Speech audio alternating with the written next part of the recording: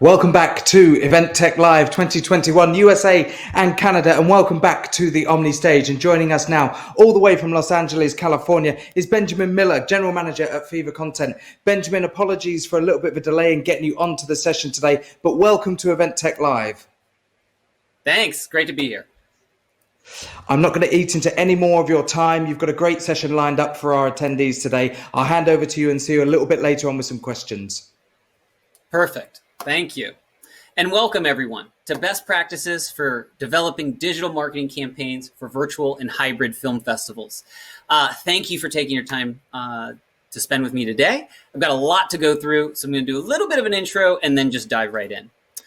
So I am Benjamin Miller, and I'm the General Manager of Festiva Content. I've spent around 10 years in the entertainment industry at a variety of startups and large entertainment companies. I've been building content experiences and managing live events for a little over 4 years now.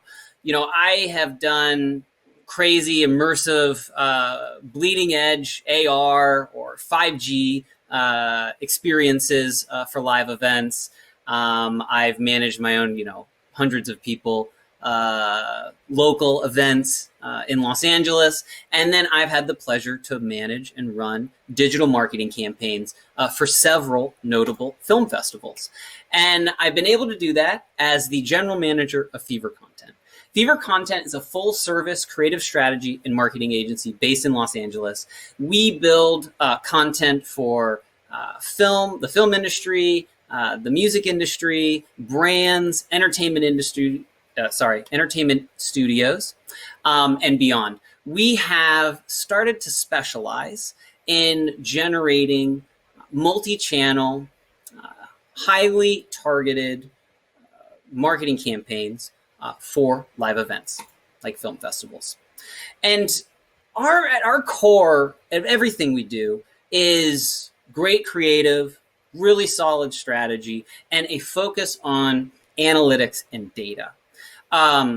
Most of the clients that we've been working with over the past year have focused our attention and, with our agreement, on maximizing ticket sales and effectively translating the unique cultural experience of attending a real world festival online. And there's a lot of great ways that we can do that with the technology that's available to all of us today. We have had the opportunity to work with two incredible clients on multi-channel digital marketing campaigns for virtual and hybrid festivals. So we work with Doc NYC, which is the nation's largest and longest running documentary film festival. It's run by Executive Director Rafaela Niehusen and Artistic Director Tom Powers.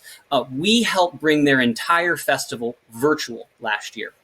Miami Film Festival, another great client of ours, is a world-class platform for international and Ibero-American films. And it's been running for almost 40 years. Jay LaPlante is the Executive Director and Co-Director of Programming. We work directly with both Doc NYC and Miami. Miami, we took hybrid, part virtual, part in real world earlier this year. And we worked with both of them for about 2 to 2.5 months. Now, I'm happy and proud to report that both festivals were successful, and we're already actively working with both of these amazing clients on future projects.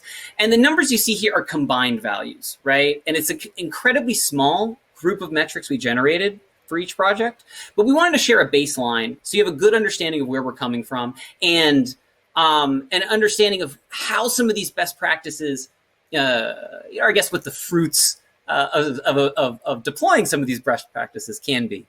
So we were able to attract over 9,000 new followers. We generated over 12.5 million impressions, and we engendered over 300,000 online engagements. And importantly, we broadened each brand's connection across the country to 50 US states, which has never been done before, as these organizations have been completely focused on the real world events in their locations.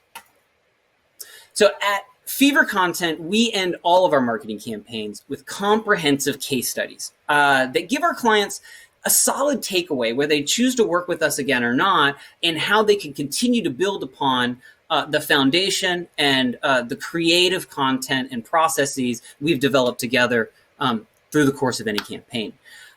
For this presentation, we distilled some of the most important and generally applicable notes or recommendations from those case studies, and we combined them with broad internal research reports that we've run on a variety of events and festivals that we did not manage the marketing for.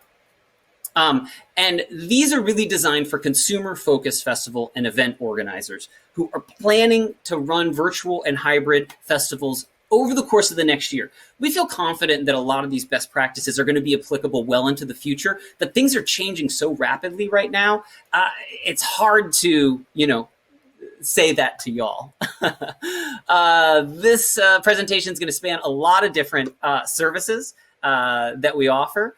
And like all of our projects at Fever, this presentation is very goal-driven, right? Your organization may or may not already have their own set of best practices that you've learned over the past year of trial and error, building virtual or hybrid events. Our goal here is to provide you with what we have learned so you can combine that. And collectively, we are all in a better position to tackle the upcoming year and whatever surprises it's going to bring. In short, we hope that our best practices will help you maximize your reach, increase your revenue potential, decrease your operational costs, and enhance your marketing agility. Being able to move and respond and pivot quickly when you're in the heat of things. So, number one recommendation is to run a multi-channel digital marketing campaign. This is a big one, probably not a surprise to a lot of you, but with a lot of these best practices, the devil is in the details, right? We have had great success simultaneously running social media campaigns across Facebook, Twitter, and Instagram. Right now, we recommend sticking to these three. TikTok is great and can be an area of focus or a valuable area of focus for some brands, but it is really hard to predict what your return on your investment is going to be. Clubhouse is really too nascent, so we really suggest you focus on these three. And doing all three, while it's definitely a lift, will maximize your reach. One of the things we noticed is that the audiences and demographics for brands across Facebook, Twitter, and Instagram are all different, right? It's rare in our experience to have someone follow a brand and actively engage with that brand on Facebook and Twitter, for example. It happens. It's just not common in our experience. Finally, we've noticed that Instagram is really hot this year. We think that this is due to the fact that Facebook has been prioritizing it for a variety of strategic reasons, but we've seen just huge growth across a lot of our clients, including Doc NYC and Miami, on the Instagram platform. The second thing we recommend you do to really deploy a multi-channel digital marketing campaign is to build a cross-posting system. So this takes time, it takes effort, but one of the key elements I want to stress is you want to do this manually. You should never be automatically making a Facebook post, and you have this ability to do it on the platform, pushing it to Instagram. Your links will break. It might not be formatted right. You want to take a little time to treat each platform uniquely, but you want to build a system that enables you to do that quickly. So you can see to the right, this is an example of a piece of social media that we created for Doc NYC. They had a Doc NYC Live series of streaming events where they talked to filmmakers. We would take a quote from one of those events, make it look beautiful, set it through our cross-posting system, and we'd come out with these different artifacts that we would then post online. You can see that there's a similarity between all of them, but there are important aesthetic differences. And we think this matters because on the other hand, you could just create totally unique posts for each platform. That would have the most impact per post, but it takes so much time that ultimately your reach is really limited. So this is a great middle ground. Finally, select one to be your lead platform, right? You probably already have one platform where you're performing the strongest in, and it's totally okay if you want a specific campaign to focus on growing your weakest platform, for example. But whatever you do, select one to focus on at the beginning of the marketing campaign. You know, as well as we do, that you're going to be pulled thin when things start to get crazy, right? So it helps you make decisions quickly. And it also helps you build a strategy when you've got very limited resources. All right, number 2. So this is a big note, but it's really simple, so we're not going to spend a lot of time on it. Deploy a singular platform solution for browsing, selecting, purchasing, viewing content. This has a massive impact on your bottom line, right? If you're running an event that's ticketed and has a streaming component to it, try to choose a partner that offers all of these capabilities, or at worst, quote unquote, split it between 2 partners. What we've seen is as you start to chunk this out between multiple partners, your user experience just as a matter of fact gets worse and worse, which ends up impacting how many people you'll be able to sell tickets to. We've had great experience with Eventive and Cinesend, but they are by no means the only players in town. Do some research. Make this decision 2 to 3 months prior to the event. And when you're talking to platforms, always ask about conversion tracking pixels. This will help your marketing team or agency give you an accurate read on return on ad spend. More on that in a bit. Number 3, so obvious, right? Start early. Well, the reason I'm putting this here is, again, the details, and we want to try and enable you, empower you to make the most out of your pre-sale time, right? So whatever date you choose, 1 to 2 months, make sure that your marketing team is kicked off 1 month prior to that date, and try to build it around some type of press event. We've had a lot of success building marketing campaigns off of a press release and probably 1 or 2 media outlets covering the announcement. It's a great time to kind of like get out there in concert with your publicity and other initiatives you might have going on. Second, even if you don't have a press release, make sure you're giving adopters a reason to click on your post. Because we're in this world of like virtual or hybrid events, they just don't seem to matter as much as a real world event. And they kind of feel to users like, oh, I can click on that whenever. And so what you want to do is you need to double down on giving them a reason to click, right? And so we've had seen success with offering early bird discounts, making sure that you have free events running, but there's limited tickets, even if you can open those up later. Whatever you can do, motivate them to click. And most importantly, make sure that you're deploying small ad spend across all your social media platforms in these early days, right? What you're doing is you're taking one of the lowest revenue generating periods of time for you, and you're utilizing it to generate data and an updated, accurate understanding of who your audience is this year, what platforms they're on, what content they're responding to, and also whether or not your user experience is great, whether or not your conversion tracking pixels are working. Make sure that you make the most out of this opportunity. It does end up impacting your revenue in a big way. Okay, top line note, whether you know it or not, the moment your event, festival, conference went virtual is the moment you started working in e-commerce. So it is valuable as event organizers to upgrade your knowledge of this a little bit. E-commerce is the simple selling of digital and physical goods online, highly competitive, and driven by both technology, design, and it's incredibly powerful. So really what we've seen is that marketing events that are virtual or hybrid are actually more akin to marketing e-commerce platforms than a real world event. And if you don't know what these terms are, as an event organizer, we encourage you to take some time in figuring them out, right? First time user experience, user funnel, website usability, bounce rate, consumer friction, conversion tracking pixels.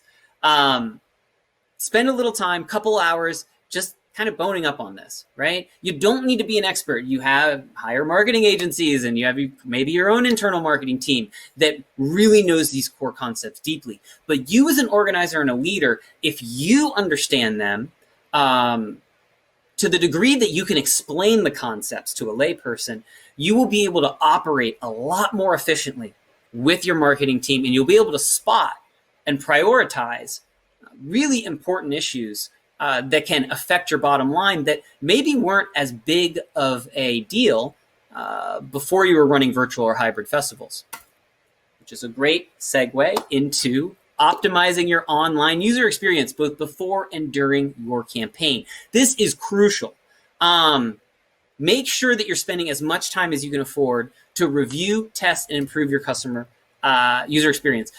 As a marketing team, everything that we do is empowered or limited by the user experience you have built on your web platform, mobile platform, or whatever, right? We've seen a need across the industry for event organizers to, in our opinion, double the amount of time that they're spending on web development and design. Because if we do our job as marketers and bring a bunch of people to your website, but they keep dropping off because they can't find the button to click on, or it's confusing, or it takes 20 clicks to purchase something, there's nothing we can do about that, right? So we recommend starting as early as possible and doubling, if you can, the amount you're spending on web development and design. Even if you can't do that, spend some time yourself mapping out the steps it takes to, you see an ad or a social media post, takes you to the website, and then what do you have to click on to actually purchase a ticket? I grabbed this diagram to the right online somewhere. And if this was a user experience that you generated for your site, you've got a lot of changes to make because this is terrible. Look at how many steps the user has to, how many clicks, how many actions they have to take before they can purchase a product. Every single click is an opportunity for them to pop off and go do something else, right? Your good rule of thumb in terms of usability design is to remove as many steps as possible. Finally, make sure you're focusing on mobile. I'm sure you've heard this a million times, right? But it's still easy to forget. But the data that we're seeing is more than 50% and sometimes more than 60% of all of our clients' traffic to their main website, where they generate the majority of their revenue, is coming from mobile. But we do not see that amount of focus and time and attention go into the development, design, and testing of their mobile site. So this is just a reminder to make sure to pay attention to that. All right, build and test your conversion tracking pixels early. If you don't know what a conversion tracking pixel is, please take some time researching it and becoming obsessed with it. It's so important. We're just going to talk about it at a high level here. If you properly build and implement your conversion tracking pixels, which as a marketing organization, we are equipped to help guide our clients in, but we don't have access often to their IT infrastructure or to their web development framework to actually do this work. So we love to guide people and our clients in kind of navigating this tricky technical water, but it's something that y'all can do early, and it has a massive impact on our ability to tell you, for example, for every $1 you're spending on advertising, you're actually generating $4, or maybe it's 50 cents. And once we know that number, we're able to then make adjustments, either spending more money or adjusting our advertising. But we can't do this if the conversion tracking pixels aren't properly installed, right? And yes, there are some limitations now because of iPhone's privacy, new privacy restrictions, but there's still very accurate estimations that we're able to build for return on ad spend. So implementing these trackers are crucial. Other note here, and again, this image I just grabbed online, you may see that there's a 38.47 return on ad spend, which means for every dollar this fictional person is spending, they're getting $38 in return, which is amazing. It seems like a miracle, which actually means it's probably a bug. While this is possible, in our experience, we have almost never seen double digits of return on ad spend. A great goal is to shoot for 4.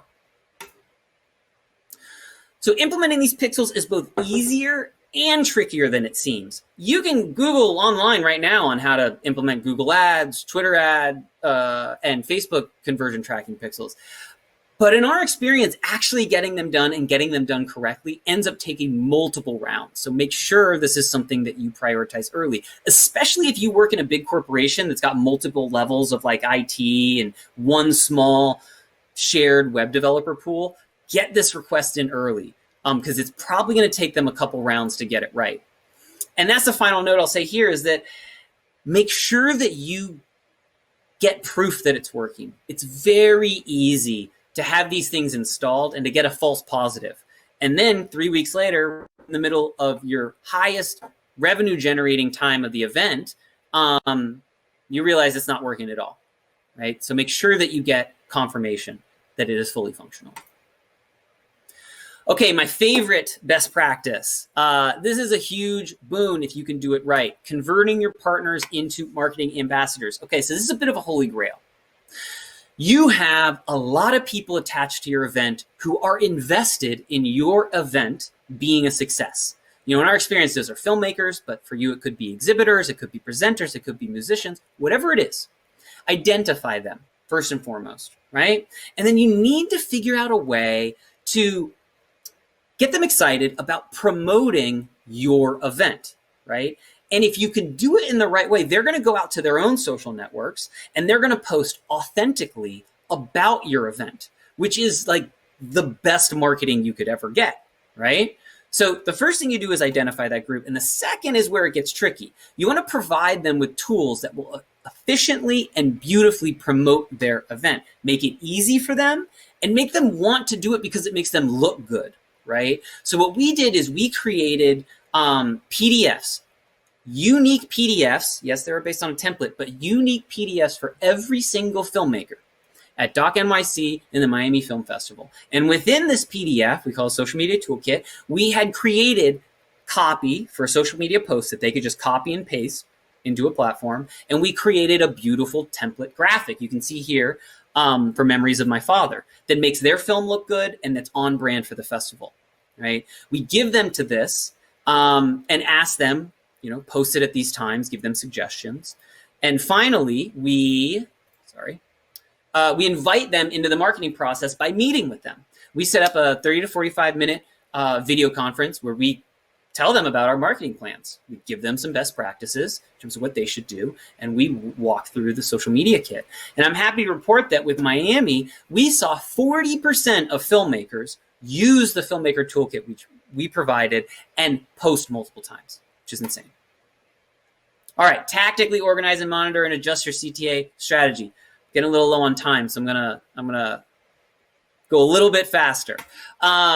So yes, we all know that you're supposed to have great CTAs. The point here is that where you send people has a huge impact on whether or not you're able to convert them to ticket purchasing customers, right? So treat this like a science experiment. Group together the various places you could drop people, homepage, specific event page, specific, you know, concert, a specials page, and start to see whether or not those users are converting less or more to paying customers, and then adjust those CTAs throughout the event. In our experience, we found that we had a much higher conversion rate when we dropped when people clicked on social media content or ads directly into a film screening page versus a homepage or a program guide. And that could be different for you. It might be the opposite. But what's important is that you track it. Okay, communicate limited availability of virtual tickets early and often. So this was a surprise to us, right? It's like we understand that virtual events have limited ticketing, but customers don't. And our opinion is that they're not gonna anytime soon. We blame this on Netflix, Google, and a bunch of other massively successful online organizations that provide value for free. But regardless of where it comes from, we don't think it's gonna change. So communicate it early, communicate it often, don't shy away from it.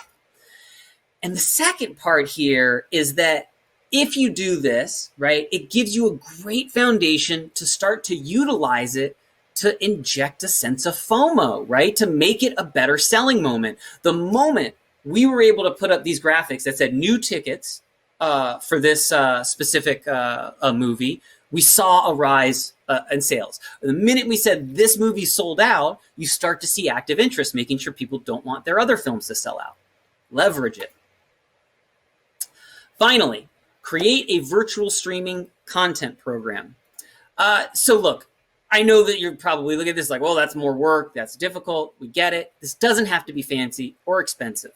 The recommendation here is to build something that is a regular live streaming program. And the key is that you're putting out content on a regular basis that's live streamed, because what it will do is that it will automatically, in our experience, increase your brand's ranking within, for example, Facebook. That's where we have the most experience with this. So that you'll start to get more reach, because Facebook wants more people watching video on their platform. So they're going to naturally give more attention to you if you're putting live video out there. And a event is the perfect time to start running this, because there's going to be, no matter what type of event you're running, some portion of the world or the country that can't attend it. Specifically, it's a hybrid event, right? And what we found was surprising is that this actually generated quite a bit of international interest. For not just Doc NYC and Miami, but other clients we have. As I mentioned, increase your brand's rank. We do think this is going to be an important element of your upcoming events, but we don't suggest it's a primary focus. We're starting to see a little bit of audiences having virtual event fatigue. So it's going to be better to mix this up with some real world events if you can manage it.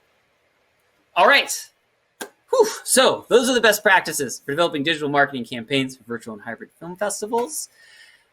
Can open up for questions.